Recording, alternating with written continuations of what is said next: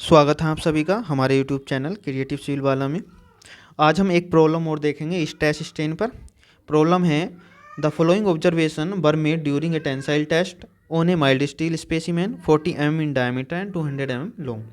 तो tensile test हम perform कर रहे हैं। जो स्पेसिमेन है वो माइल्ड स्टील का बना है और माइल्ड स्टील का जो स्पेसिमेन है उसका साइज भी गिवन है, 40 mm डायमीटर है और 200 mm उसकी लंबाई है। Elongation with 40 kilo Newton with in limit of proportionality. Proportionality limit पर जो लोड है वो 40 किलो न्यूटन है और उसके करस्पॉन्डिंग जो एलोंगेशन है वो डेल्टा एल है 0.0304 mm।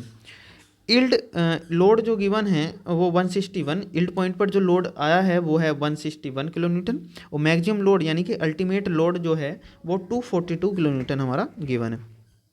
Length of specimen at fracture point. Fracture point पर जो लेंथ है यानी कि इलोंगेशन हुआ है उसके अंदर, क्योंकि टेंसाइल टेस्ट परफॉर्म कर रहे हैं तो इलोंगेशन हुआ होगा। तो लंबाई कितनी बढ़ गई है हमारी, 200 mm ओरिजिनल थी, फाइनल कितनी होगी 249, माइनस कर देंगे तो हमारा इलोंगेशन आ जाएगा। ठीक है, कितना इलोंगेशन हुआ है।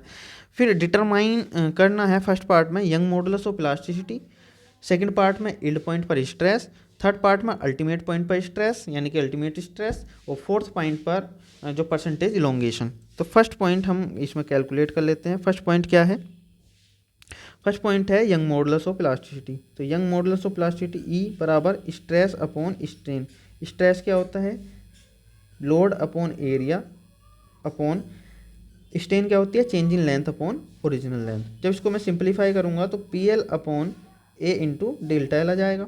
अब long modulus of plasticity, load कितना गिवन है 40 किलो न्यूटन, लंबाई कितनी गिवन है 200 mm यानी कि इसको मीटर में चेंज कर लो 0.2 अपॉन एरिया कितना गिवन है, एरिया गिवन नहीं है, डायमीटर गिवन है। तो डायमीटर की हेल्प से हम निकाल सकते हैं। क्रॉस सेक्शन कैसा है? सर्कुलर है, तो π/4 इंटू 0.04 का whole square into change in length कितनी है वो है 0.0304। तो 0.0304 ये mm में है तो इसको चेंज कर लिया हमने मीटर में। तो जो हमारी कैलकुलेशन आई है ई बराबर, वो कैलकुलेट करके मैं लिख देता हूँ यहाँ पर। इसकी जो कैलकुलेशन आई है वो आई है 209.41 इंटू 10⁶ किलो न्यूटन पर मीटर स्क्वायर। ठीक है, फर्स्ट पार्ट हमारा कंप्लीट हो गया है। अब आते हैं सेकंड पार्ट पर। सेकंड पार्ट है हमारा क्या कैलकुलेट करना है? यील्ड पॉइंट पर स्ट्रेस। तो यील्ड स्ट्रेस बराबर यील्ड लोड चाहिएगा, यील्ड पॉइंट पर जो लोड है यील्ड लोड अपॉन एरिया। तो यील्ड पॉइंट पर जो लोड है वो कितना गिवन है 161 kilo newton upon area π/4 into 0.04 का होल स्क्वायर। इसकी जो कैलकुलेशन आई है वो मैं कैलकुलेट करके लिख देता हूँ यहाँ पर। इसकी जो कैलकुलेशन आई है वो आई है 128.11 इंटू 10⁻³ किलो न्यूटन पर मीटर स्क्वायर। ठीक है, सी पॉइंट यानी कि थर्ड पॉइंट में क्या कैलकुलेट कराता है? Ultimate stress. अल्टीमेट स्ट्रेस के लिए क्या करेंगे? अल्टीमेट लोड चाहिए, तो अल्टीमेट स्ट्रेस बराबर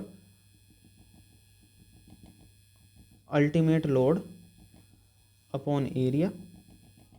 तो अल्टीमेट लोड कितना है गिवन 242 किलो न्यूटन। तो 242 किलो न्यूटन और एरिया π/4 इंटू 0.04 का होल स्क्वायर। जो अल्टीमेट स्ट्रेस आई है कैलकुलेट करने पर वो मैं लिख देता हूँ यहाँ पर।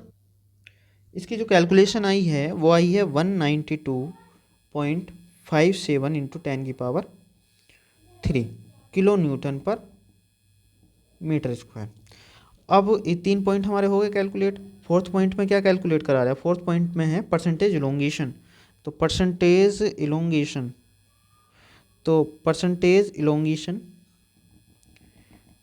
इलोंगेशन के लिए कितना चेंज, परसेंट इलोंगेशन कैसे कैलकुलेट करेंगे? Change in length upon original length. Change in length कैसे निकालेंगे? चेंज इन लेंथ निकाल लेंगे फाइनल माइनस इनिशियल, यानी कि फाइनल जो लेंथ है माइनस ओरिजिनल लेंथ, यानी कि जो इनिशियल थी यानी कि जो पहले थी तो वो थी हमारी ओरिजिनल लेंथ।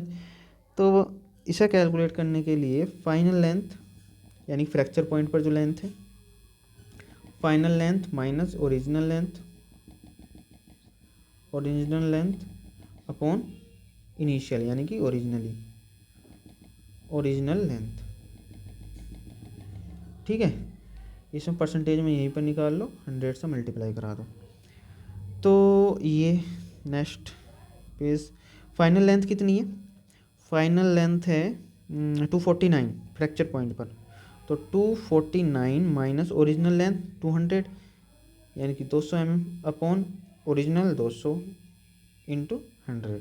तो इसकी जो कैलकुलेशन करने पर आई है, कैलकुलेशन कर देता हूँ मैं, यहाँ पर लिख देता, कैलकुलेशन करने पर जो आया है वो आया है 24.5, यानी कि 24.5%। इतना इलोंगेशन हुआ है, परसेंटेज इलोंगेशन। ठीक है, इलोंगेशन, इतना परसेंटेज इलोंगेशन हुआ है। तो ये चारों पार्ट हमारे कैलकुलेशन में कैलकुलेट हो गई। देखो फर्स्ट पार्ट ये था ई, सेकंड पार्ट ये था, थर्ड पार्ट ये था, और fourth part elongation, percentage elongation. ठीक है, तो ये हमारी प्रॉब्लम थी।